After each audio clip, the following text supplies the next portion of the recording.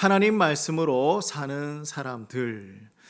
오늘 우리가 살펴볼 이 느헤미야 8장 말씀은요, 성경 전체에 두고도 가장 감동 있는 장면이 기록되어 있는 곳이 아닐까, 저는 개인적으로 생각을 해봅니다. 자, 이스라엘 백성들이 포로로 잡혀갔다가 자신의 고향 이스라엘로 돌아와서 성벽을 다시 재건하고 있어요. 그런데 이 성벽이 52일 만에 완성이 되었습니다. 대적들의 조롱이 있었고 반대가 있었고 방해가 있었죠. 그리고 내부의 갈등도 있었어요. 어려움도 있었습니다. 이 모든 것들을 다 이겨내고 예루살렘 성벽을 완성하게 되었죠. 근데 이제 무엇을 해야 할까? 우리가 건축을 하고 나면 뭐 합니까? 축제를 벌리잖아요. 그죠? 축제하고 파티를 엽니다. 그런데 성벽을 완공하고 난 다음에 느헤미야의 업적을 기리고 백성들의 수고를 치하해야 마땅하다라고 생각을 하고 있지만, 오늘 말씀을 보면 성경이 우리에게 보여주는 장면은 전혀 달라요. 자, 1절 말씀 한번 볼까요? 1절 읽어봅시다. 이스라엘 자손이 자기들의 성읍에 거주하였더니 일곱째 달에 이르러 모든 백성이 일제히 수문학 광장에 모여 학사 에스라에게 여호와께서 이스라엘에게 명령하신 모세 율법책을 가져오기를 청하고 있습니다. 백성들이 요청한 것은요, 파티가 아니었어요. 뭐예요? 말씀이었어요. 성벽을 건축하고 난 다음에 저희에게 율법책을 가져와 주세요라고 얘기하고 있어요. 음식이 아니라 하나님의 율법이었어요. 이것이 바로 진정한 신앙의 회복이라는 거예요. 외형적인 것을 재건하는 것도 참으로 중요합니다. 하지만 더 중요한 것은 하나님의 말씀으로 우리의 신앙을 재건하는 것, 회복하는 것이 더 중요하다. 오늘 이 말씀을 통하여서 우리가 어떻게 하나님의 말씀으로 살아갈 수 있는지를 세 가지를 나눠서 한번 보도록 하겠습니다. 그 첫 번째, 하나님 말씀으로 사는 사람은 바로 이렇게 사는 백성입니다. 말씀을 사모하는 백성이에요. 본문 말씀을 자세히 보면요, 놀라운 사실을 발견할 수 있어요. 누가 먼저 말씀을 요청했는가? 느헤미야입니까? 아니에요. 에스라입니까? 아니에요. 모든 백성이 일제히 에스라에게 와서 율법책을 가져와 주세요 라고 요청하고 있어요. 얼마나 중요한지 아십니까? 70년간 바벨론 생활을 하면서 그들은 하나님의 말씀에서 멀리 떨어져 있었던 거예요. 성전도 없었고요, 제사장도 없었습니다. 이방 땅에서 그들은 영적으로 메말라 있었어요. 그런데 이제 예루살렘으로 돌아와서 성벽을 재건하면서 그들의 마음속에 한 가지 깨달은 것이 있어요. 그게 뭐였냐? 우리가 왜 이 땅에서 쫓겨나게 되었는가? 우리 예루살렘이 왜 무너지게 되었는가? 왜 우리가 70년 동안 그 바벨론이라는 나라에서 포로로 살아가게 되었는가? 바로 하나님의 말씀을 떠났기 때문이었다. 하나님의 율법을 무시하고 우리 마음대로 살았기 때문에 우리에게 이러한 일이 일어나지 않았는가? 자, 2절을 봅시다. 이제 그들은 알게 되었어. 성벽을 다시 쌓는 것도 중요하지만 더 중요한 것은 하나님의 말씀 위에 우리의 삶을 다시 세우는 것, 이것이 가장 중요한 것이다. 2절 읽어봅니다. 일곱째 달 초하루에 제사장 에스라가 율법책을 가지고 회중 앞 곧 남자나 여자나 알아들을 만한 모든 사람 앞에 이르러. 여기서 주목할 점이 있죠. 뭐라고 합니까? 남자만 온 것이 아니에요. 그죠? 여자도 있고요, 어린아이들 중에서도 알아들을 만한 사람들이 모두 다 모여서 하나님의 말씀을 들었다. 하나님의 말씀이 어떠한 특별한 계층과 특별한 성별만을 위한 그런 말씀이 아니다라는 거예요. 당시 고대 근동 사회에서는요, 보통 종교 행사를 하면 남자들만 참여하게 되어 있었어요. 그죠? 불평등하죠? 여성과 어린이는 배제되었습니다. 그러나 하나님의 말씀 앞에서는 모든 사람이 평등하다. 모든 사람이 하나님의 말씀을 들을 권리가 있다. 그리고 그 말씀을 듣고 살아가야 할 의무가 있다.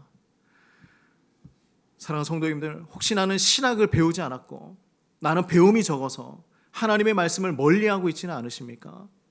하나님께서는요, 모든 백성이 그 말씀을 듣고 깨닫기를 원하신다. 하나님의 말씀을 듣고 깨닫기를 원하신다.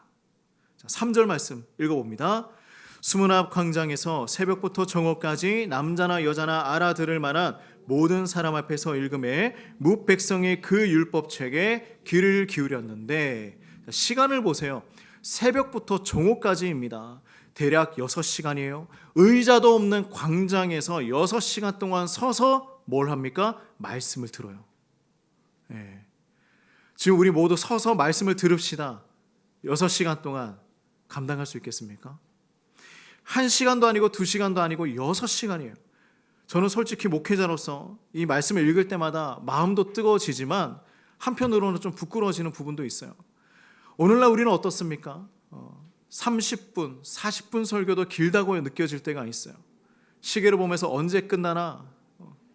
그런데 이 이스라엘 백성들은요, 6시간 동안 말씀에 귀를 기울이고 있었습니다. 하나님의 그 말씀을 놓치지 않았어요. 어떻게 그럴 수 있었을까? 그들이 특별히 영적으로 뛰어나서 그렇습니까?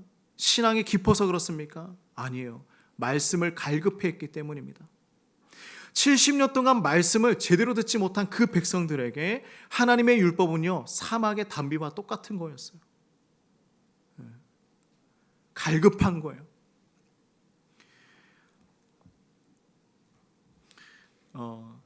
좀 이렇게 연세가 있으신 선배 목사님들의 이야기를 들을 때가 많이 있습니다. 그런데 그 목사님들 하는 얘기 중에 이런 얘기가 있었어요.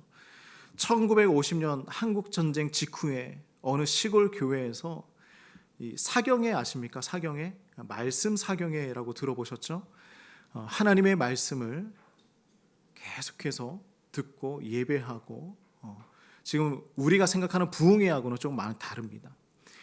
근데 그때는 성경책도 귀한 시절이었어요. 근데 강사 목사님이 창세기부터 차근차근 본문 말씀을 강해해서 이렇게 나가는데 성도들이 너무 은혜를 많이 받아서 이 사경회가 원래는 보통 이제 3박 4일, 4박 5일 정도 해요.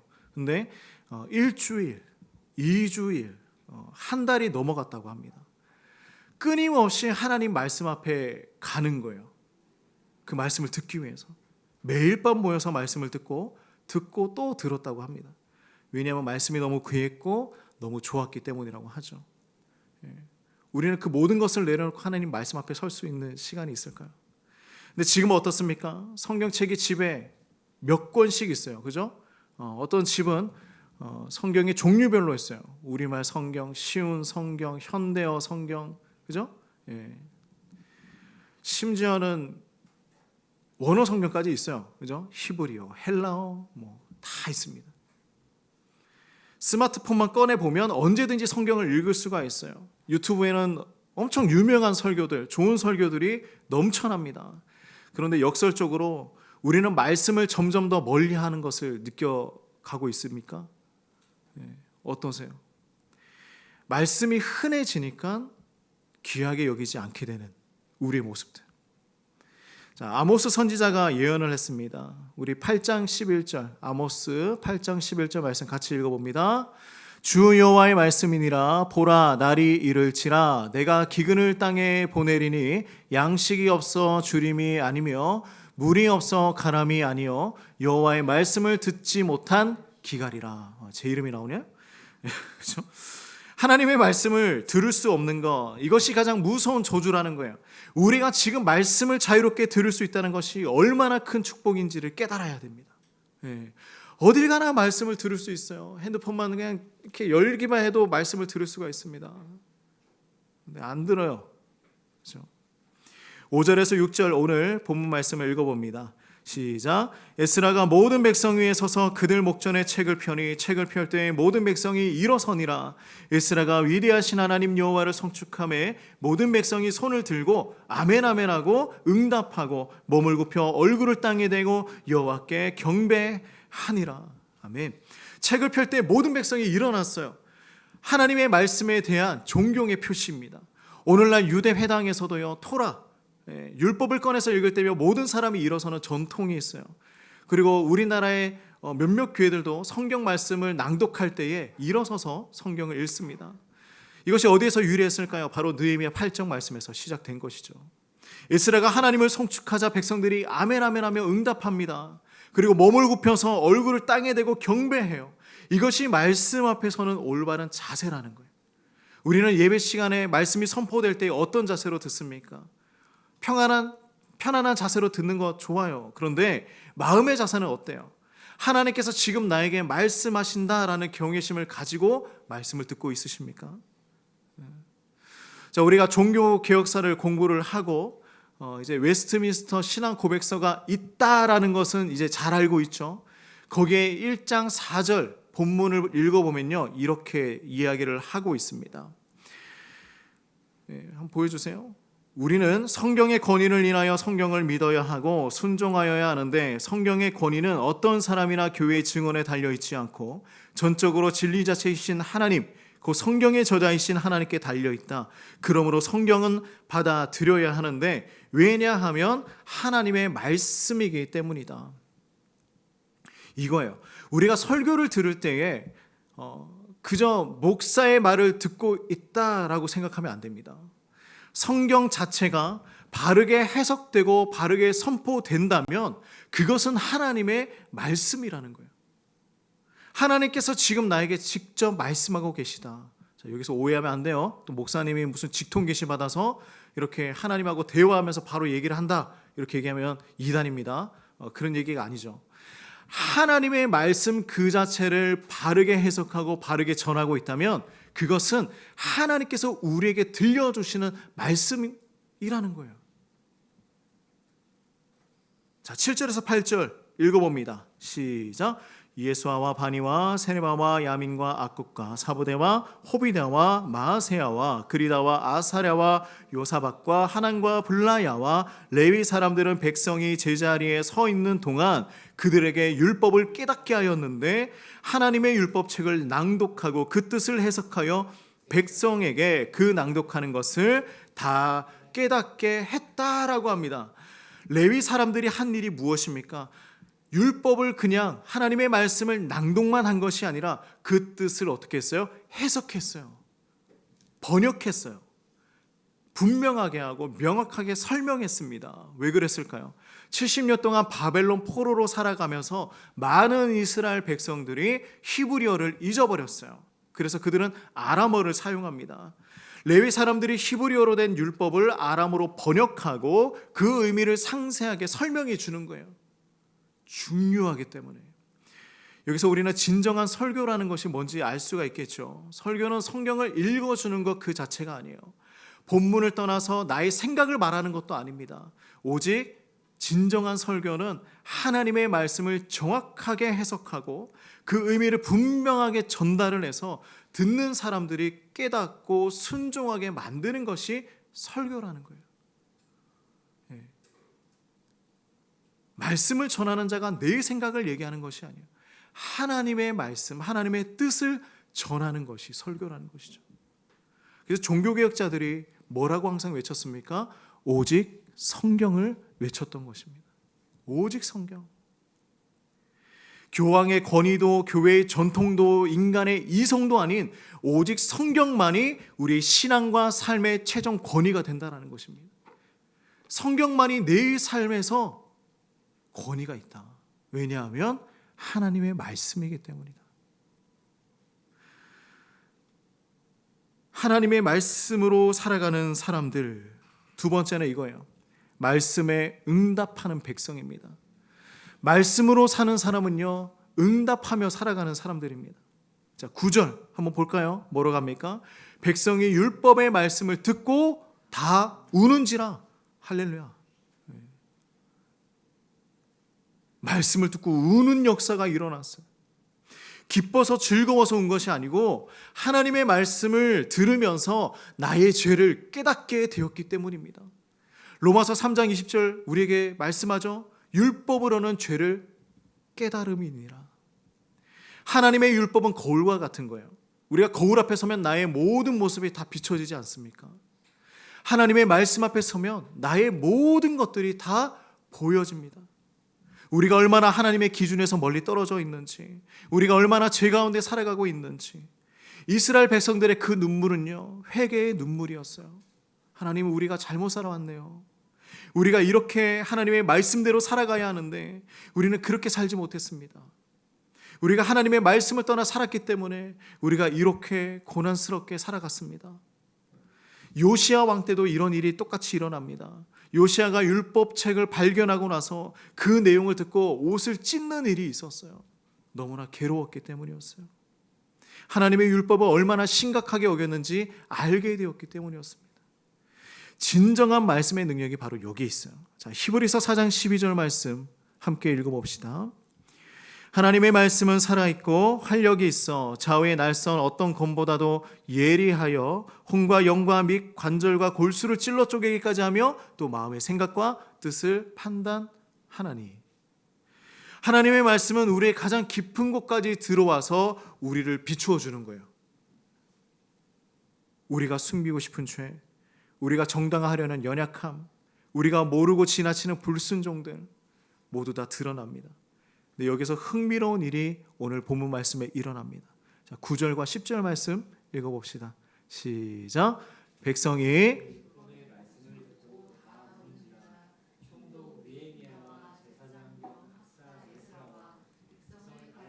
레위 사람들이 모든 백성에게 이르기를 오늘은 너희 하나님 여호와의 성일이니 슬퍼하지 말며 울지 말라 하고 느헤미야가 또 그들에게 이르기를 너희는 가서 살찐 것을 먹고 단 것을 마시되 준비하지 못한 자에게는 나누어 주라. 이날은 우리 주의 성일이니 근심하지 말라. 여호와로 인하여 기뻐하는 것이 너희의 힘이니라. 자, 백성들이 자신들의 죄를 깨닫고 울고 있어요. 근데 느헤미야가 뭐라고 합니까? 울지 말아라. 회개가 필요 없다는 게 아니죠. 이날은 어떤 날이라고요? 나팔절이었어요. 레위기 23장 24절을 보면요, 나팔절은 안식일, 기쁨과 찬미로 지켜져야 하는 날, 거룩한 날. 근데 느헤미야가 얘기해요. 회개는 필요하다. 그러나 오늘은 여호와의 성일이니 기뻐하고 근심하지 말아라. 여기서 우리는 복음의 균형이 무엇인지를 알 수가 있습니다. 우리는 율법을 통하여서 우리의 죄를 깨닫고 회개해야 합니다. 그러나 거기서 멈추면 안 되겠죠. 우리는 복음을 통해서 하나님의 그 용서와 은혜를 받아들이고 기뻐할 수 있어야 합니다. 만약 우리가 우리의 죄만 바라보면서 계속해서 우울하게 살아간다면 그것은 복음을 제대로 이해하지 못한 거예요. 예수 그리스도께서 십자가에서 우리의 모든 죄를 담당하셨고 그 보혈이 우리를 덮어주셨습니다. 로마서 8장 말씀에 더 이상 정죄함이 없다고 말씀합니다. 물론 우리가 매일매일마다 거룩함을 향하여 성화로운 삶을 살아가야 하는 것은 맞습니다. 그러나 죄만 바라보고 슬퍼할 것이 아니라 하나님께서 우리에게 주시는 그 은혜를 기억하며 기뻐하며 살아가는 것이 하나님의 뜻이라고 말씀하고 있는 거예요. 그래서 바울은 빌립보서 4장 4절 말씀에 주 안에서 항상 기뻐하라. 내가 다시 말하노니 기뻐하라 라고 명령하고 있어요. 기뻐하라 라고 합니다. 10절 중반절 말씀을 보면요, 준비하지 못한 자에게는 나누어 주라라는 말씀도 있죠. 무슨 뜻일까요? 진정한 신앙은 혼자만 잘 먹고 잘 사는 게 아니에요. 하나님의 은혜를 받은 사람은 은혜를 나누어 주는 것입니다. 신명기 16장 말씀을 보면요, 이스라엘의 절기는 항상 가난한 사람, 고아, 과부를 포함하고 있었어요. 하나님의 축복을 받은 사람은요, 그 축복을 나누어 주면서 살아가는 것이 하나님의 뜻이에요. 나만 이 사랑을 가지고 있습니까? 나만 그 축복을 가지고 있습니까? 그것은 옳지 않다. 10절 마지막 말씀 한번 봅시다. 뭐로 갑니까? 여호와로 인하여 기뻐하는 것이 너희의 힘이 될 것이다. 하나님으로 인하여 기뻐하는 것이 너희의 힘이다. 근데 이 한 구절은 두 가지의 의미로 나누어서 볼 수가 있어요. 첫 번째는 이거예요. 하나님을 기뻐하는 것이 우리의 힘이다. 있는 그 자체죠. 하나님을 기뻐하는 것, 내가 하나님을 기뻐하는 것이 우리의 힘이 된다. 우리의 힘은 나의 능력에서 나오는 것이 아니죠. 우리가 많이 배워서도 능력이 있는 것이 아닙니다. 우리가 돈이 많아서도 능력이 있는 것이 아니에요. 우리의 진정한 힘은 어디에서 온다고요? 하나님을 기뻐할 때에, 하나님을 즐거워할 때에, 하나님과 함께 살아갈 때에 힘이 오는 것입니다. 시편 16편 11절 말씀에 이렇게 고백합니다. 주께서 생명의 길을 내게 보이시리니 주의 앞에는 충만한 기쁨이 있고 주의 오른쪽에는 영원한 즐거움이 있다라고 말씀하고 있어요. 그죠? 두 번째는 뭐냐면 하나님께서 우리를 기뻐하는 것이 우리의 힘이 된다는 것입니다. 자, 우리가 하나님을 기뻐할 때도 힘이 되지만 하나님께서 우리를 기뻐하실 때에 그게 진짜 힘이 된다는 것입니다. 스바냐 3장 17절 말씀을 보면요, 이렇게 이야기하죠. 너의 하나님 여호와가 너의 가운데 계시니 그는 구원을 베푸실 전능자시라. 그가 너로 말미암아 기쁨을 이기지 못하시며, 아멘, 너를 잠잠히 사랑하시며 너로 말미암아 즐거이 부르시며 기뻐하시리라.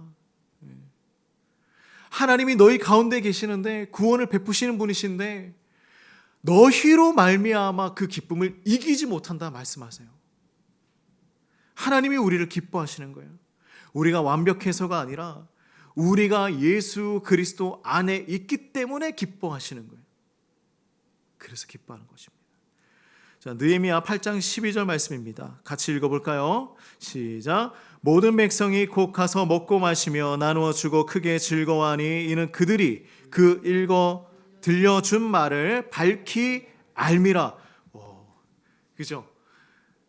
읽어서 들려준 그 말씀을 밝히 알게 되었다. 밝히 알게 되었다. 백성들이 크게 즐거워한 이유가 여기에 있어요. 말씀을 깨달았기 때문입니다. 하나님의 뜻을 알게 되었어요. 이것이 바로 말씀이 주는 기쁨이겠죠. 시편 19편 8절, 여호와의 교훈은 정직하여 마음을 기쁘게 한다고 합니다. 하나님의 말씀은 우리의 마음을 기쁘게 하는 거예요. 말씀이 들려올 때 내 마음이 기뻐야 돼요. 하나님의 말씀은 우리를 슬프게 하는 것이 아닙니다. 처음에는 우리가 죄로 인하여서 죄를 깨닫고 나서 마음이 아프지만 결국은 우리를 자유롭게 하시는 그 하나님의 은혜로 말미암아 기뻐하게 되어 있다. 예수님께서 요한복음 8장 32절에 이렇게 말씀하십니다. 진리를 알지니 진리가 너희를 자유케 하리라. 하나님의 말씀이 우리를 자유케 한다. 우리를 죄에서, 두려움에서, 염려에서 자유롭게 만들어 가신다. 자, 세 번째, 우리는 어떻게 살아가야 하는가? 말씀대로 사는 백성이 되어야 합니다. 말씀대로 사는 백성. 자, 13절부터는 그 다음 날의 이야기죠. 자, 13절 읽어봅니다. 시작. 그 이튿날 뭇 백성의 족장들과 제사장들과 레위 사람들이 율법의 말씀을 밝히 알고자 하여 학사 에스라에게 모여서, 자, 백성들이 하루 종일 말씀을 듣고 그냥 끝난 것이 아니었어요. 그 다음날 또 모인 거예요. 그 다음날 또 모였어요. 밝히 알고자 하여 하나님의 말씀을 깊이 있게 밝히 알고자 하여 다시 모였습니다. 그들은 말씀을 더 깊이 알기 원했어요. 정확하게 이해하기 원했습니다. 시편 119편 18절 말씀을 보면 내 눈을 열어서 주의 율법에서 놀라운 것을 보게 하소서라고 기도를 합니다. 나의 눈을 열어서 주님의 율법을 보게 하여 주시옵소서. 하나님의 말씀은 한 번 듣고 끝나는 게 아니에요. 평생 동안 묵상하고 연구하고 상고해야 하는 것입니다. 이게 하나님 말씀이에요. 오늘 봤다고 내일 안 봐도 되는 게 하나님의 말씀이 아닙니다. 매일매일마다. 자, 14절에서 15절 이 말씀을 연구하다가 사람들이 알게 된 것이 있었어요. 같이 읽어봅니다. 시작. 율법에 기록된 바를 본즉 여호와께서 모세를 통하여 명령하시기를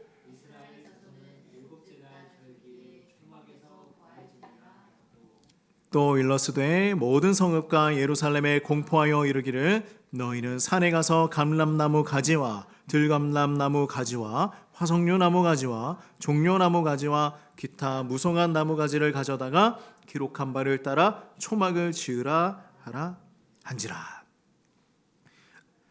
자, 이들이 율법을 읽다가 발견한 것은 초막절에 대한 규정이었어요. 초막절은 이스라엘 백성들이 출애굽을 한 이후에 광야에서 40년 동안 이 장막에서 거주했던 것을 기념하면서 만든 절기입니다. 광야에서 우리가 어떻게 살아왔는지, 하나님께서 어떻게 우리를 인도하셨는지 그날을 기념하는 것이 바로 초막절이에요. 근데 16절 말씀을 보면 놀라운 일이 일어나죠. 16절 볼까요? 백성이 이에 나가서 나뭇가지를 가져다가 혹은 지붕 위에 혹은 뜰 안에 혹은 하나님의 전 뜰에 혹은 숨은 광장에 혹은 에브라임 문 광장에 초막을 쥐되. 자, 보십시오. 말씀을 깨닫는 그 순간 그들이 뭐라고 합니까? 뭘 하고 있어요? 백성이 그 말씀을 듣자마자 나가서 나뭇가지를 가지고 와서 초막을 짓는 것입니다. 그들이 토론하지 않았죠? 이게 정말 필요합니까? 굳이 이걸 해야 합니까? 의문도 제기하지 않았어요. 다음 주에 하면 안 될까요? 오늘 좀 피곤한데요. 그러지도 않았습니다. 하나님의 말씀을 듣고 바로 행동으로 옮겼어요. 야고보서 1장 22절 말씀 보면요, 너희는 말씀을 행하는 자가 되고 듣기만 하여 자신을 속이는 자가 되지 말라라고 하십니다. 말씀을 행하는 자가 되어야 한다. 듣기만 하면 나를 속이는 것이다. 이런 얘기가 있어요. 우리는 세 종류의 사람이 있는데, 하나님의 말씀을 듣지도 않고 믿지도 않는 사람, 듣고는 있지만 순종하지 않는 사람, 듣고 순종하는 사람. 나는 어떤 사람입니까? 첫 번째, 두 번째, 세 번째? 두 번째, 세 번째 왔다 갔다 하죠. 그죠? 이스라엘 백성들은 오늘만큼은 세 번째 부류의 사람이었어요. 말씀을 듣고 깨닫고 순종하는 사람들이었습니다. 자, 17절 말씀 읽어볼까요? 시작. 사로잡혔다가 돌아온 회중이 다 초막을 짓고 그 안에 거하니 눈의 아들 여호수아 때로부터 그날까지 이스라엘 자손이 이같이 행한 일이 없었으므로 이에 크게 기뻐하며. 이런 일이 없었다. 여호수아 때부터 지금까지 900년 동안 이스라엘이 제대로 초막절을 지키지 못했다는 것입니다. 물론 초막절 자체는 지켰을 수도 있어요. 그러나 율법에 기록된 대로 온 마음을 다해서 정확하게 지킨 적이 없었다라는 거예요. 왜 그랬을까요? 그들이 하나님의 말씀을 가볍게 여겼기 때문이에요. 대충 지키면 되지, 형식만 갖추면 되지, 그 마음으로 지켰기 때문입니다. 그러나 이제 바벨론 포로에서 돌아온 백성들은 달라졌어요. 하나님의 말씀을 진지하게 받아들였고요, 기록된 대로 진지하게 정확하게 순종하며 살아가기 시작했습니다. 사랑하는 성도님들, 우리는 어떻습니까? 우리는 하나님의 말씀 앞에 얼마나 진지합니까? 대충 믿고 있습니까? 적당히 하고 있습니까? 예수님께서 마태복음 7장 24절에서 27절 말씀에 이렇게 말씀하셨습니다. 같이 읽어봅시다. 시작.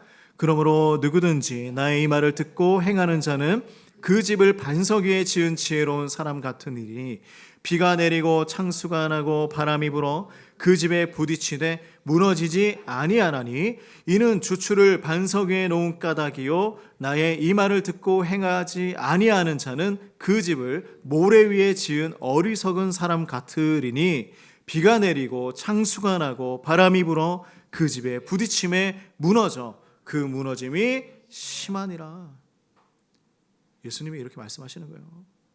나의 이 말을 듣고 행하는 자가 반석 위에 지은 집과 같다.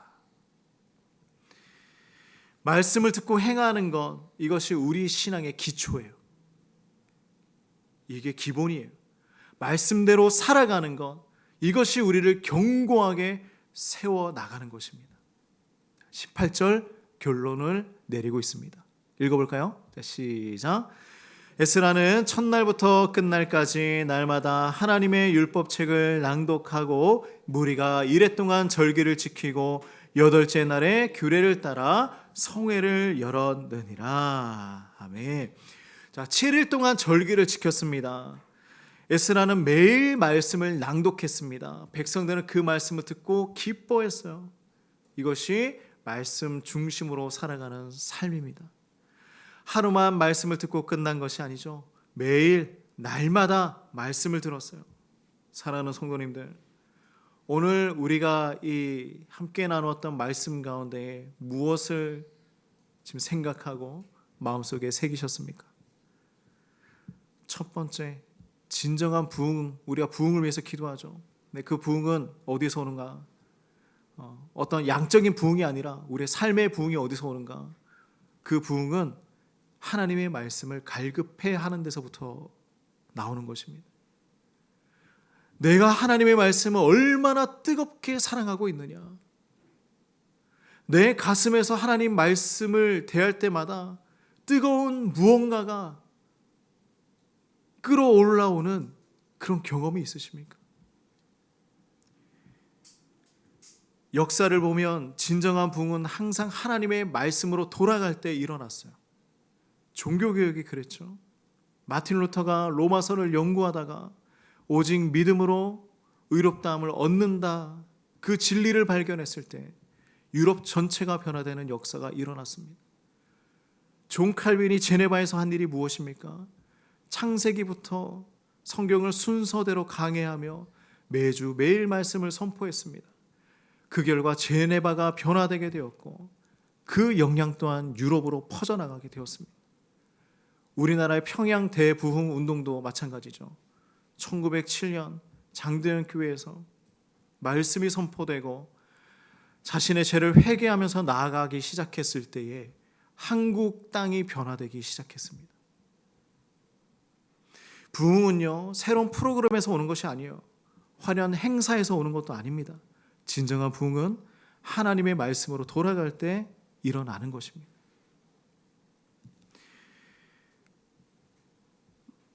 이제 구체적으로 우리가 무엇을 삶에 적용할 수 있는지 한번 살펴봅시다.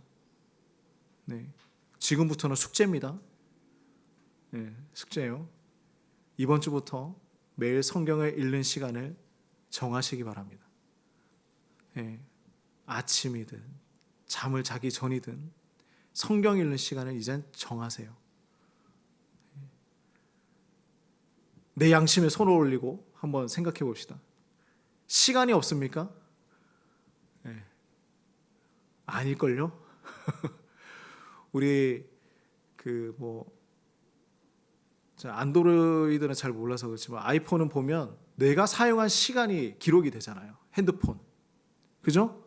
예. 내가 오늘 휴대폰을 몇 시간이나 보고 있었는가. 보통 기본적으로 이제 통계치를 보면요, 4시간에서 5시간이라고 합니다. 우리가 휴대폰을 들고 그렇게 살아가면서 하나님의 말씀 15분 못 읽습니까? 예, 어떠세요? 문제는 시간이 없는 것이 아니라 우선순위의 문제입니다.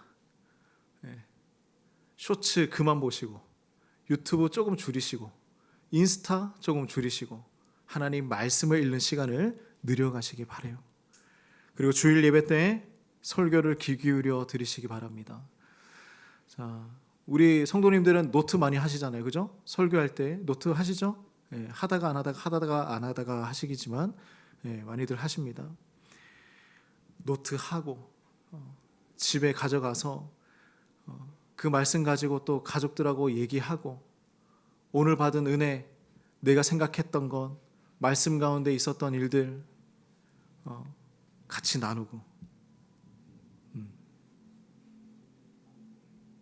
말씀도 암송해보고.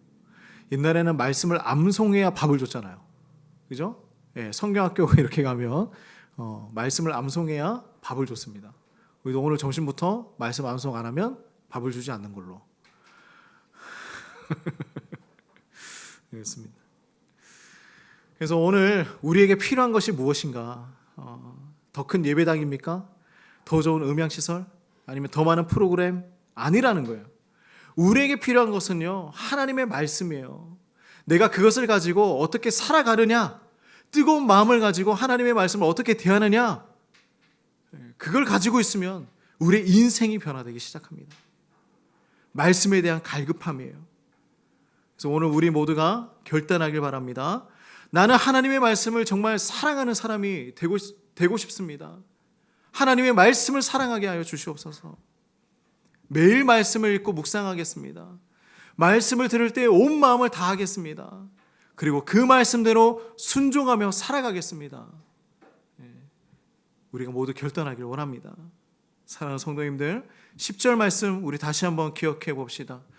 앞에 짧은 구절을 같이 한번 읽고 우리 기도하며 나가길 원합니다. 한번 보여주세요. 여호와로 인하여 기뻐하는 것이 너희의 힘이니라. 한 번 더 읽을까요? 여호와로 인하여 기뻐하는 것이 너희의 힘이니라. 아멘. 이 말씀이 우리의 고백이 되길 원합니다. 세상이 아무리 어둡고 우리의 삶이 아무리 힘들어도 우리는 하나님으로 인하여 기뻐할 수 있어요. 그 기쁨이 우리의 힘이고 우리의 피난처가 될 것입니다. 하나님의 말씀으로 세워지는 교회, 말씀으로 살아가는 우리 사랑하는 성도님들 되시기를 주님의 이름으로 축복합니다. 우리 함께 기도하며 나갈까요? 기도합시다.